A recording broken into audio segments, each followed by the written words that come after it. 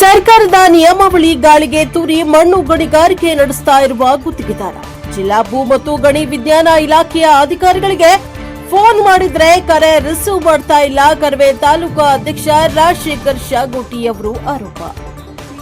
ನಮ್ಮ ವಾಹಿನಿಯೊಂದಿಗೆ ಮಾತನಾಡಿ ಯಲಬುರ್ಗಾ ತಾಲೂಕಾ ಯಲಬುರ್ಗಾ ಗ್ರಾಮದ ಸರ್ವೆ ನಂಬರ್ 679ರಲ್ಲಿ ಬರುವ 21 ಎಕರೆ 7 ಗುಂಟೆ ಜಮೀನಿನ ಪೈಕಿ 2 ಎಕರೆ ಭೂಮಿಯ ಮಣ್ಣನ್ನ ಕೃಷಿ ಹೊಂಡ ನಿರ್ಮಾಣಕ್ಕಾಗಿ ಬದು ನಿರ್ಮಾಣ ಮತ್ತು ಭೂಮಿ ಸಮತಟ್ಟು ಮಾಡಲೆಂದು 32,000 ಟನ್ ಮಣ್ಣು ತೆಗೆಯಲು ಭೂ ಮತ್ತು ಗಣಿ ವಿಜ್ಞಾನ ಇಲಾಖೆ ಕೊಪ್ಪಳ ಇವರು ಷರತ್ತುಬದ್ಧ ಅನುಮತಿ ನೀಡಿದ್ದು, ಈ ಷರತ್ತುಗಳನ್ನು ಉಲ್ಲಂಘಿಸಿ ಗಣಿಗಾರಿಕೆಯನ್ನ ನಡೆಸ್ತಾ ಇದ್ದಾರೆ. ಮೋರಂ ಮಾರಾಟ ಮಾಡ್ತಾ ಇದ್ದಾರೆ ಎಂದು ತಿಳಿದು ಬಂದಿದೆ. ಇವರಿಗೆ ಇಲಾಖೆಯವರು ಕೊಟ್ಟ ಮಾಹಿತಿ ಪತ್ರದಲ್ಲಿ ಸ್ಪಷ್ಟ ಉಲ್ಲೇಖವಿದೆ. ಈ ಮಾಹಿತಿ ಪ್ರಕಾರ 21.7 ಎಕರೆ ಪೈಕಿ 2 ಎಕರೆ ಭೂಮಿಯಲ್ಲಿ ಮಣ್ಣು ತೆಗೆಯಲು ಇಲಾಖೆಯವರು ಷರತ್ತುಬದ್ಧ ಪರ್ಮಿಷನ್ ನೀಡಿದ್ದಾರೆ. ಅದರ ಪ್ರಕಾರ 2 ಎಕರೆ ಭೂಮಿಯನ್ನ ಮಾರ್ಕೌಟ್ ಮಾಡಬೇಕಿತ್ತು. ಇಲ್ಲಿ ಯಾವುದೇ ಮಾರ್ಕೌಟ್ ಮಾಡಿಲ್ಲ ಹಾಗೂ ಜನ ಮತ್ತು ಜಾನುವಾರುಗಳಿಗೆ ಏನೇ ಅನಾಹುತ ಆಗದಂತೆ ಮುನ್ನೆಚ್ಚರಿಕೆ ಕ್ರಮ ಕೈಗೊಳ್ಳಬೇಕಿತ್ತು. ಅದನ್ನು ಕೂಡ ಇಲ್ಲಿ ಕೈಗೊಂಡಿಲ್ಲ.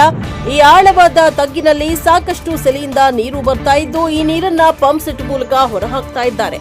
ಆದ ಕಾರಣ ಸೇಫ್ಟಿಗಾಗಿ ಸುತ್ತಲೂ ಯಾವುದೇ ಬಂದೋಬಸ್ತ್ ಮಾಡಿಲ್ಲ ಮತ್ತು ಈಗಾಗಲೇ ಭೂಮಿಯು ಸಮತೋಲನ ಇದೆ. ಪರವಾನಗಿಯಲ್ಲಿ ಈ ಭೂಮಿ ಸಮತಟ್ಟು ಮಾಡಲು ಹಾಗೂ ಕೃಷಿ ಹೊಂಡ ನಿರ್ಮಾಣ ಮಾಡಲೆಂದು ಪರವಾನಗಿ ಪಡೆದಿದ್ದಾರೆ. ವಿಪರ್ಯಾಸವೆಂದರೆ ಈ ಭೂಮಿಯಲ್ಲಿ ಯಾವುದೇ ತೆಗ್ಗು ದಿಬ್ಬಗಳು ಇರೋದಿಲ್ಲ. ಇದನ್ನ ಅಧಿಕಾರಿಗಳು ಸ್ಥಳಕ್ಕೆ ಭೇಟಿ ನೀಡಿ ಪರಿಶೀಲನೆ ಮಾಡಿದ್ದಾರೋ ಇಲ್ಲವೋ ಗೊತ್ತಿಲ್ಲ. ಈಗಾಗಲೇ 100 ಟಿಪ್ಪರ್ ಮಣ್ಣನ್ನ ಸಾಗಿಸಿದ್ದಾರೆ. ಆಳವಾಗಿ ಭೂಮಿ ಅಗೆದಿದ್ದಾರೆ. ಎಷ್ಟು ಆಳ ಆಗಲ್ಲ ಎಂದು ತಿಳಿಸಿಲ್ಲ. ಒಟ್ಟಾರೆ ಕಾಮಗಾರಿ ನೋಡಿದ್ರೆ ಗೊತ್ತಾಗುತ್ತೆ. ಸರ್ಕಾರದ ನಿಯಮ ಉಲ್ಲಂಘಿಸಿರುವುದು ಸ್ಪಷ್ಟವಾಗಿ ಕಾಣುತ್ತದೆ. ಆದರೆ ಈಗಾಗಲೇ 500ಕ್ಕೂ ಹೆಚ್ಚು ಟಿಪ್ಪರ್ಗಳು ಓವರ್ಲೋಡ್ ಗರಸು ಹಾಕಿಕೊಂಡು ಬೇರೆ ಕಡೆ ಸಾಗಾಟ ಮಾಡ್ತಾ ಇರುವುದು ಕಂಡುಬಂದಿದೆ ಮತ್ತು ಆದೇಶದ ಪ್ರಕಾರ ಸ್ಥಳದಲ್ಲಿ ವೇ ಬ್ರಿಡ್ಜ್ ಮತ್ತು ಇಷ್ಟೇ ವಾಹನಗಳಿಗೆ ಜಿಪಿಎಸ್ ಅಳವಡಿಕೆ ಇಲ್ಲ. ತಗ್ಗು ಪ್ರದೇಶದ ಸುತ್ತಲೂ ಬಂದೋಬಸ್ತ್ ಕೂಡ ಮಾಡಿಲ್ಲ. ಜನ ಮತ್ತು ಜಾನುವಾರುಗಳಿಗೆ ಏನಾದರೂ ಅನಾಹುತ ಆದ್ರೆ ಯಾರು ಜವಾಬ್ದಾರಿ? ಆದ್ರಿಂದ ಕಾಮಗಾರಿ ಸರ್ಕಾರದ ನಿಯಮ ಉಲ್ಲಂಘನೆಯಾಗಿದೆ. ಅಧಿಕಾರಿಗಳು ಬಂದು ಪರಿಶೀಲನೆ ಮಾಡೋವರೆಗೂ ಕೆಲಸ ನಿಲ್ಲಿಸಿ ಎಂದು ಸ್ಥಳದಲ್ಲಿ ಕೃಷಿ ಅಧಿಕಾರಿಗಳಿಗೆ ಫೋನ್ ಮಾಡಿದ್ರೆ ಫೋನ್ ಕೂಡ ತೆಗಿತಾ ಇಲ್ಲ.